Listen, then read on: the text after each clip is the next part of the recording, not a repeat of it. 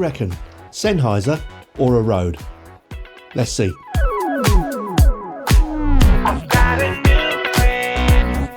Hi. Two similarly priced microphones, both shotgun microphones, the Sennheiser MKE600 and the Rode NTG4. Both perform really well, and they're roughly around the same kind of price. The Sennheiser comes out about £200, just above, and this one, the Rode, comes out about 150 or just above there somewhere. So they're kind of similar in price, and they're sort of similar in performance as well. When you compare these microphones physically, you can see they're pretty much similar with the slats on the side for rejection.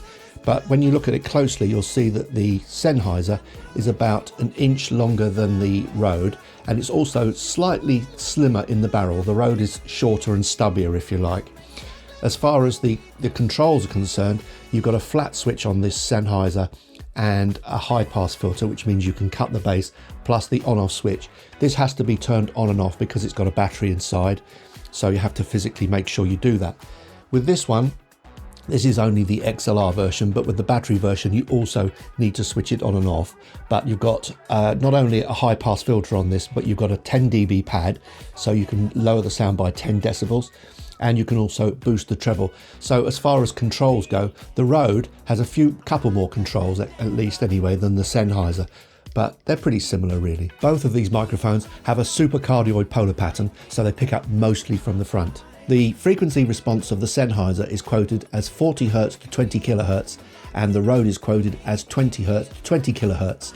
I'm just a bit suspect of the Rode though, because if you go to say the NTG3 or the NTG5, you'll find that they quote 20 to 20, but the actual working frequency response before the frequency starts dropping off on those microphones is more like 80 to 20 or 40 to 20. So I would say really the frequency response of these probably in real terms is pretty much the same.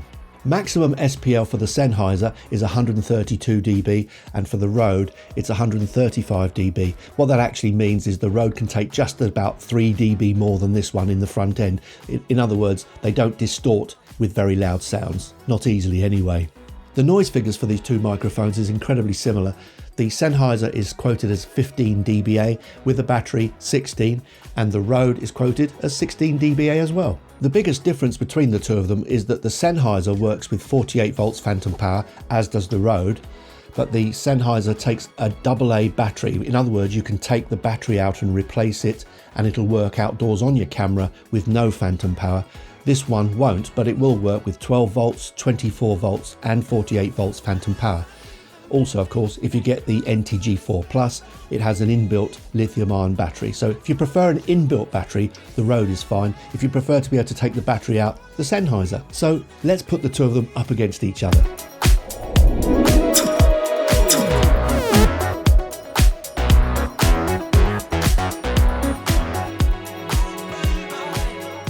This is the sound of the Rode NTG4 at about a distance of 9 inches away from my mouth, handheld, so you're getting a nice clear audio, and hopefully because it's close to me it's rejecting most of the room sound. I've got a wall close behind me, but my body is sort of shielding that. The walls are quite a long way away, and the rear is a long way away too, the window, and the rear end of the microphone is pointing down at the floor into the carpet, so that gives you an idea of the sound from the front. This is the Sennheiser being spoken into at a distance of about 9 inches, and hopefully, as I said earlier, this will now be rejecting most of the room sound.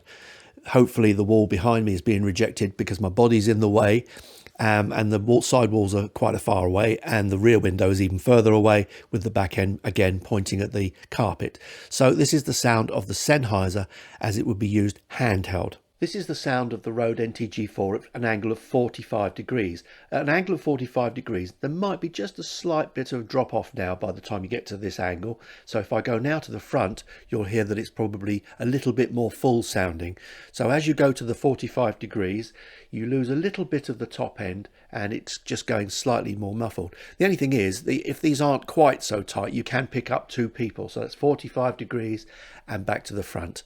Now I'm going to go to the full 60 degrees, and now I'm at 60 degrees to the microphone, at 60 degrees, and back to the front. So if I move now from side to side, you'll hopefully hear that the sound might be changing, and you can hear where the pattern is actually changing and when it's coming down, so you can get some idea of what that front rejection is actually like. This is the sound of the Sennheiser at an angle of 45 degrees.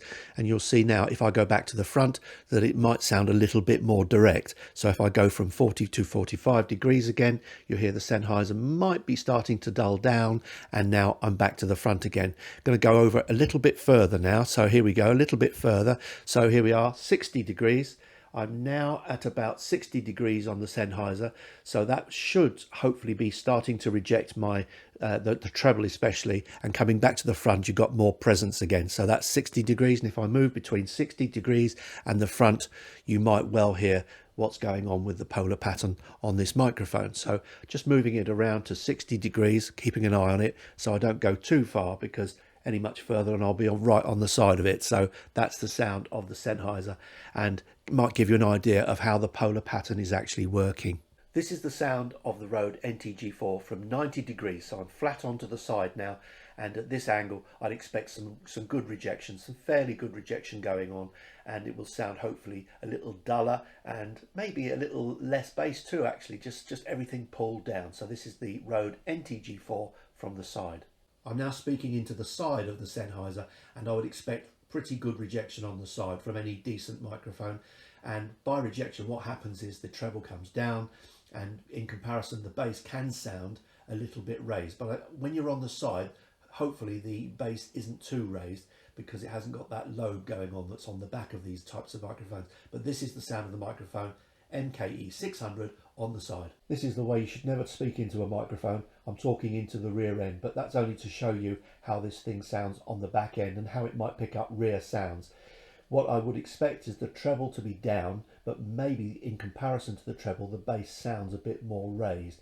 So this will sound quite sort of muffled probably, but that's the sound of this microphone from the rear. This is the sound of the Sennheiser from the rear. I wouldn't recommend speaking into any microphone this way, but at least now you get some idea of how it might reject sounds from the rear.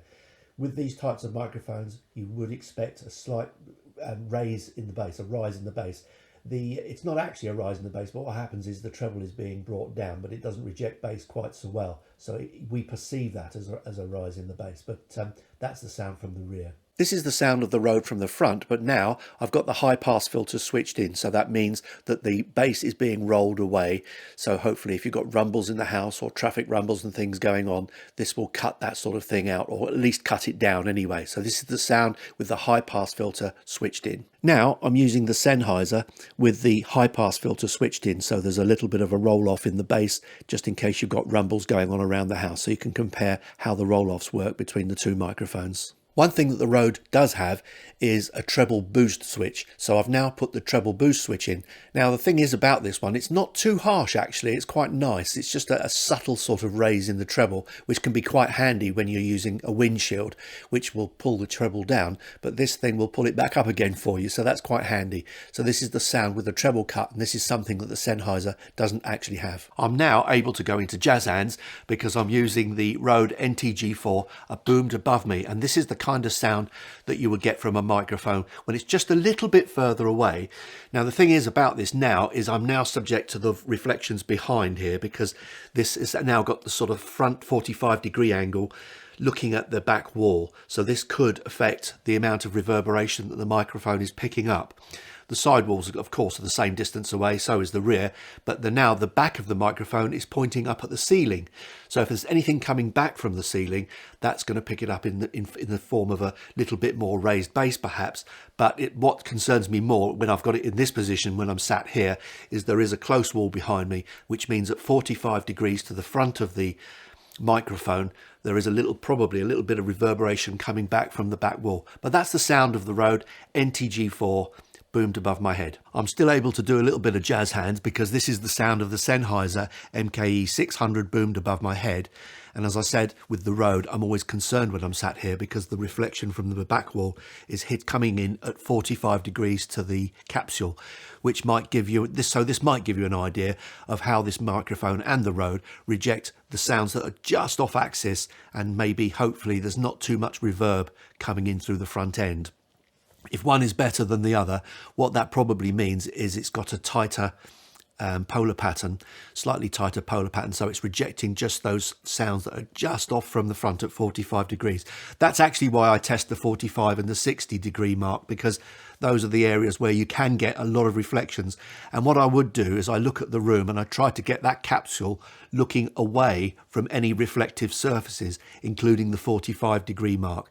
So that's the sound of the Sennheiser boomed close above my head, as close as I can get it anyway, without it appearing in the picture. I'm still on the Sennheiser microphone now, so just to finish, I hope this video has given you some idea of how the Sennheiser and how the Rode compare, because they are at a kind of a similar price point. This one's a little bit more expensive, but they're similar, and the specs are certainly very similar.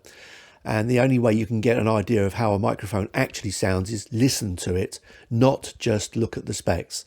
The frequency graphs can give you some idea of what they're doing, but the other thing is, you know, you've got to remember these things have got to work inside a room unless you're in a sound booth or in a studio, and you have to know how this thing will reject the sounds around you. So hopefully that's given you some kind of idea of how these microphones might reject the reverberations around you in a typical room. And it might give you a bit more of a leaning towards one or the other just because of that. Always take the polar pattern into consideration with microphones, because that is part of the microphone. It's not just the sound. So I hope this was useful to you, and I hope to see you next time. Cheers for now.